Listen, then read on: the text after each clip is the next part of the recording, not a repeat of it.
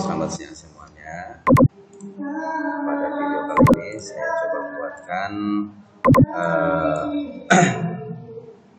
pembuatan tabel, tetapi di dalam tabelnya terdapat rumus atau hitungan. Contohnya seperti ini. Ada satu tabel, isinya ada angka 2000, kemudian unitnya 20. Nah, untuk total ini harga barang dikali 20. Kalau misalkan tabelnya kecil, skala tabelnya kecil atau angkanya skala kecil, masih bisa dihitung manual atau bahkan dihitung menggunakan kalkulator. Tetapi kalau datanya banyak, angkanya banyak, yang dihitungnya banyak, nah kalau misalkan dihitung manual juga agak kerepotan. Makanya kita perlu yang namanya rumus, ya, pengetikan atau penghitungan menggunakan rumus. Nah, sebelum ke penghitungan rumus, alangkah lebih baiknya kita lihat dulu penamaan sel di dalam tabel. Nah, saya sudah buatkan di sini penamaan tabel.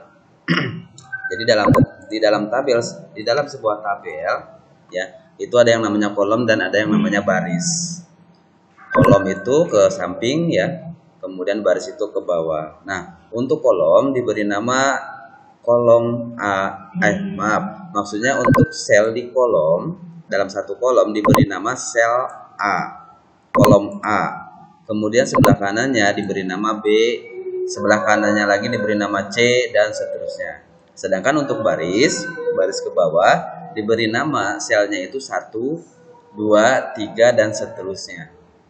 Sehingga penamaan sebuah sel adalah jumlah kolom atau kolom keberapa dan baris keberapa. Sekali lagi, untuk penjelasan nama kolom. Jadi dalam sebuah tabel ada dua macam, ada dua nama. Yang pertama ada yang namanya kolom, yang kedua ada namanya baris. Kolom itu ke samping, ya, ke kanannya diberi nama kolom A, B, dan seterusnya. Sedangkan baris itu ke bawah, diberi nama 1, 2, 3, dan seterusnya.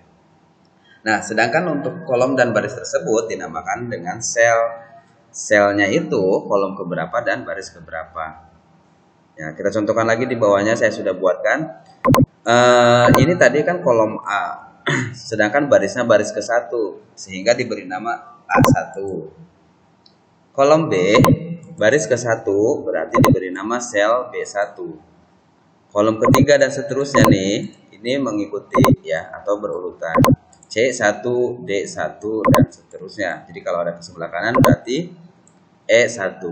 Nah, di bawahnya, karena ini masih kolom A atau kolom ke-1, berarti ini kolom A baris kedua. Jadi diberi nama sel A2. Sebelah kanannya baris kedua dan kolom kedua berarti diberi nama sel B2. Ya, ini penjelasan nama sel. Nah, di dalam tabel tadi untuk penghitungan, yang dihitung adalah nama selnya, bukan angka yang terdapat di dalam sel tersebut. Kita lihat lagi tabelnya.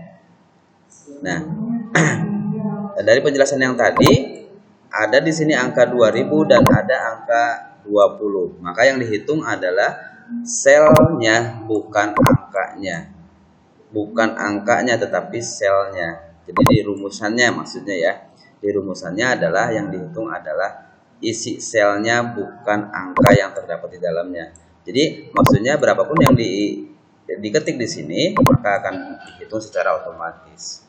Kita buat contoh, yang ini kita hapus dulu.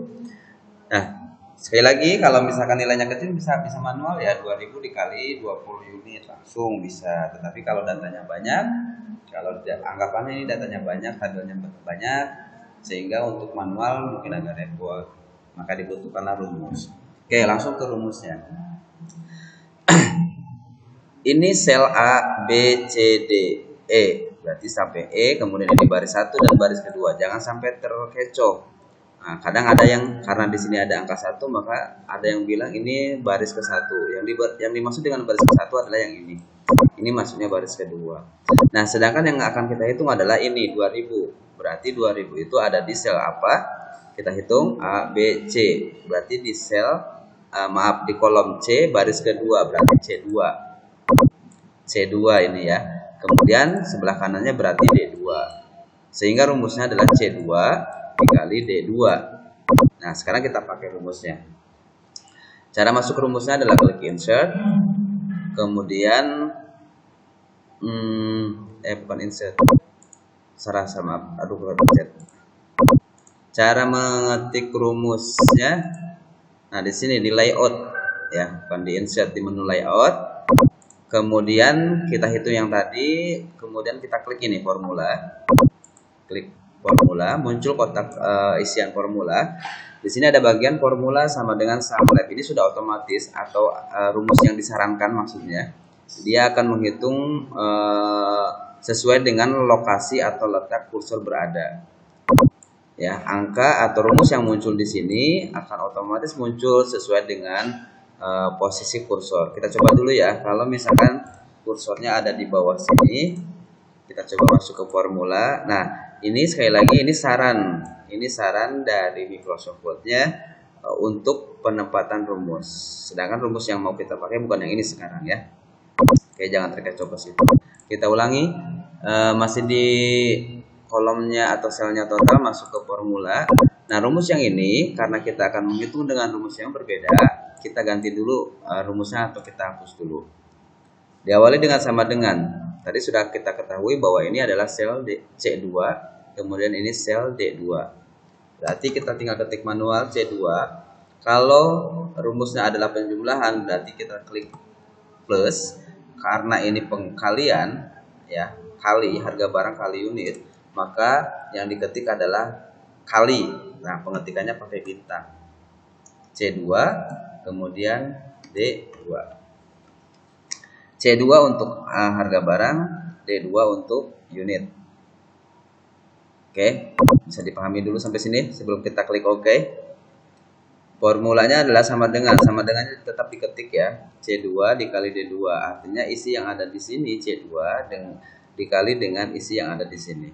Nah, untuk operatornya tadi, kalau misalkan plus berarti tanda plus juga di sininya, kalau minus ya minus ya, kalau kali itu bintang, kalau bagi garis miring. Oke, kita lanjutkan number formatnya. Di sini kalau kita mau dikasih format hasilnya nanti mau koma, persen, rupiah dan sebagainya. Sementara kita nggak usah pilih dulu ya, langsung saja klik OK. Oke, 2000 kali 20 kita cek hasilnya benar. Nah, tandanya ini kalau kita klik seperti ini menggunakan rumus. Kalau misalkan tanpa rumus, ketika diklik ini tidak ada blok seperti ini, abu-abu. Lanjutkan yang kedua, 500 kali 50 berarti selnya C3 kali D3. Masuk ke formula. Ini juga sama, hapus seperti tadi, sama dengannya tetap. Berarti C3 dikali D3. Untuk pengetikan C atau abjadnya itu boleh huruf besar, boleh huruf kecil. Klik OK. Itu ya. Oke, ini kalian kita kerjakan langsung semuanya sama karena rumusnya sama. Nah, untuk harga barang ya, misalkan di sini kita mau hitung jumlah harga barangnya berapa. Nah, berarti sama, boleh seperti tadi manual C2 ditambah D, C2 ditambah C3 ditambah C4 dan seterusnya, atau boleh menggunakan rumus yang disarankan. Berarti klik masuk ke formula ya, klik ikon formula. Kemudian di sini ada sum above, artinya menjumlahkan sel yang sebelumnya. Sebelumnya itu bisa yang di sebelah kirinya ya, bisa yang di sebelah atasnya, sum above. Karena yang di sebelah atas yang ada angka atau ada nilai, sebelah kirinya tidak ada, maka yang akan dijumlahkan adalah yang atasnya. Oke, sum menjumlahkan. Ini kita coba formula sum above juga. 240. Kita coba walaupun ini belum diisi. Nah kalau ini SumLab berarti menjumlahkan, sarannya itu menjumlahkan sebelah kirinya. Kalau misalkan mau yang sebelumnya berarti ini kita ganti sum above juga. Cuma akan menjumlahkan hanya yang ada 2 isi saja. Oke, itu untuk buatan rumus di dalam tabel Microsoft Word. Sampai di sini dulu untuk video pembelajarannya. Silahkan dicoba, mudah-mudahan gampang, mudah-mudahan tidak ada kendala. Terima kasih. Assalamualaikum warahmatullahi wabarakatuh.